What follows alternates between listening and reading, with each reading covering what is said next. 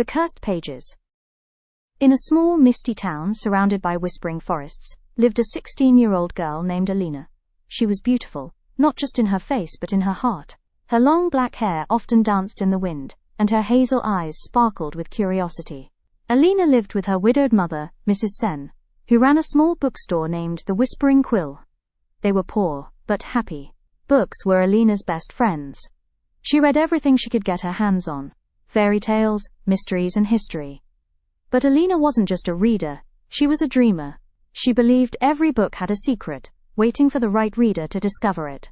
One rainy evening, when thunder rolled and the streets were empty, the bell above the shop door rang. A tall, thin man in a black cloak entered, dripping with rain. His eyes were cold and distant.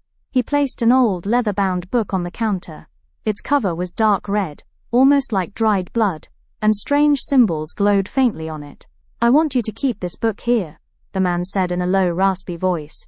"Do not open it. Do not read from it. Someone will come for it when the time is right." Before Alina or her mother could reply, the man turned and disappeared into the storm. Days passed. The book sat on a high shelf, untouched, but it seemed to whisper. At night, when Alina closed the shop, she could hear faint murmurs, soft voices calling her name. "Alina, read me. I will show you what you truly desire." Her mother warned her not to go near it. "Some knowledge," Mrs. Sen said, "comes with a price too high to pay." But Alina's curiosity grew stronger every day. She wanted to know what secrets the book held. One night, when her mother was asleep, Alina took a candle and climbed the ladder to the top shelf. The book felt warm in her hands, almost alive. As soon as she opened it, black smoke curled out of the pages. Words began to rearrange themselves, forming strange shapes. A deep, smooth voice echoed in her mind. "Alina, I am Liber Mortis, the Book of Power. I can give you anything you wish, beauty beyond compare, wisdom, wealth, or even magic." Her heart pounded. "Magic?" she whispered. "What must I do?" "Nothing, only read my words aloud." And she did. The next morning, when Alina woke up, her reflection had changed. Her eyes glowed like amber, her skin shone flawlessly, and her hair sparkled in the sun. People in the market stared in awe. Her beauty became the talk of the town. Even the mayor's son, Rohan, who had never noticed her before, began to visit the shop daily. But every time she looked into a mirror, she saw a faint shadow behind her, smiling. The book whispered again that night. "You could have more, Alina. Fame, riches, anything. Just read another page." And she did. Each time she read, her wishes came true.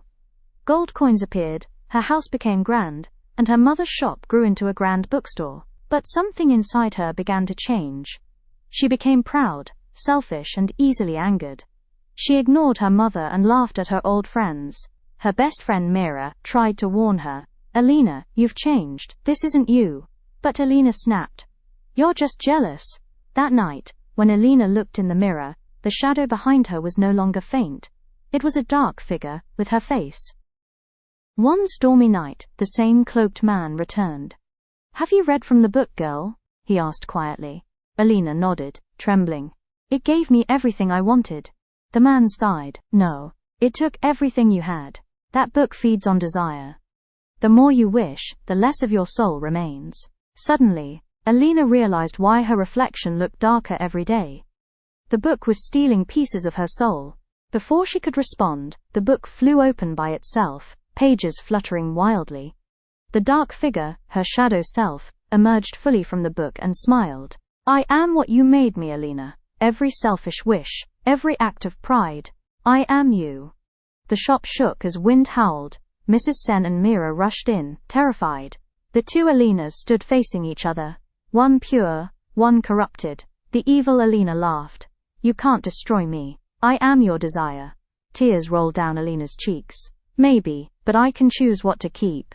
She grabbed the book, whispering, "I don't want your gifts. I want my soul back." The book screamed as light burst from her hands. The shadow shrieked and dissolved into dust. The book caught fire and burned to ash. When dawn broke, the storm was gone. The house was quiet again. Alina's beauty was no longer magical, but natural. Her riches vanished, yet peace filled her heart. The old man appeared once more, smiling kindly this time. You were tested, and you passed. The evil book is gone. But remember, temptation never truly dies. It only waits for another heart. And with that, he disappeared into the morning mist. Months later, Alina had returned to her simple life. She helped her mother in the shop, and apologized to Mira and everyone she had hurt. Her kindness made her truly beautiful, more than any magic ever could. Moral of the story: true beauty and power lie not in what we desire, but in who we are. Temptation promises much, but takes everything.